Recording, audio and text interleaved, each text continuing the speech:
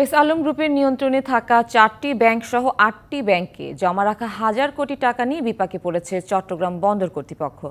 বারবার তাগাদা দিয়েও ফেরত পাওয়া যায়নি এ টাকা। শেষ পর্যন্ত বাংলাদেশ ব্যাংকের দ্বারস্থ হয়েছে বন্দর কর্তৃপক্ষ। অনিয়ম ও লুটপাটে রেড জোনে থাকা কয়েকটি ব্যাংকে টাকা রেখে দিশেহারা চট্টগ্রাম বন্দর। এর মধ্যে 4টি ব্যাংকেরই নিয়ন্ত্রণ ছিল এস আলম গ্রুপের। প্রভাব খাটিয়ে দুর্বল ও সমস্যাযুক্ত এসব ব্যাংকের 21টি শাখায় প্রায় 1000 কোটি টাকা স্থায়ী আমানত হিসাবে নেওয়া হয় বন্দর কর্তৃপক্ষ থেকে। এফডিআর-এর মাধ্যমে বন্দরের টাকা বিভিন্ন সরকারি ও বেসরকারি ব্যাংকে রাখা হয়েছে। এসব টাকার মুনাফা তো দূরের কথা, আসল টাকাই উঠাতে পারছে না বন্দর কর্তৃপক্ষ। এদিকে বিনিয়োগের বিপরীতে সুদ দেওয়া বন্ধ করে দিয়েছে একাধিক ব্যাংক।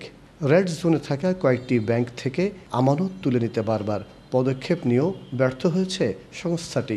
4টা ব্যাংকের কাছে আমাদের প্রায় 900 কোটি টাকার উপরে জমা আছে স্থায়ী আমানত। তো সেগুলা আমরা এনক্যাশ করার জন্য আমরা তাদেরকে পত্র দিয়েছি। কেউ কেউ সময় চাচ্ছে, কেউ কেউ বলছে তারা যে বিনিয়োগ করেছে সেই বিনিয়োগের রিটার্ন তারা না পেলে ফেরত দিতে তাদের দেরি হবে। আমরা আমাদের কনসার্নটা তাদেরকে জানিয়েছি, এটা দ্রুত ফেরত দেওয়ার জন্য তাদেরকে নির্দেশনা দিয়েছি।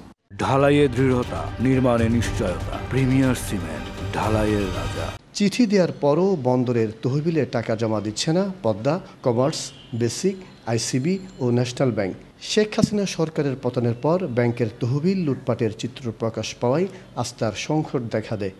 এস আলম গ্রুপ তারা কতগুলো ব্যাংকের নিয়ন্ত্রণ নিয়ে নিয়েছে জোরপূর্বক।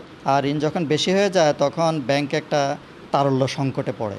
আর তারল্য সংকট মোকাবেলা করার জন্য তো দায় থেকে যায় বাংলাদেশ ব্যাংকের। তা করতে গিয়ে তারা যা করেছে, প্রচুর পরিমাণ নতুন টাকা ছাপায় আগের গভর্নর। এটা মূল্যস্ফীতিকে বাড়িয়ে দেয়, যার ফলে অর্থনীতি আসলে খুব একটা কঠিন অবস্থায় পড়েছে।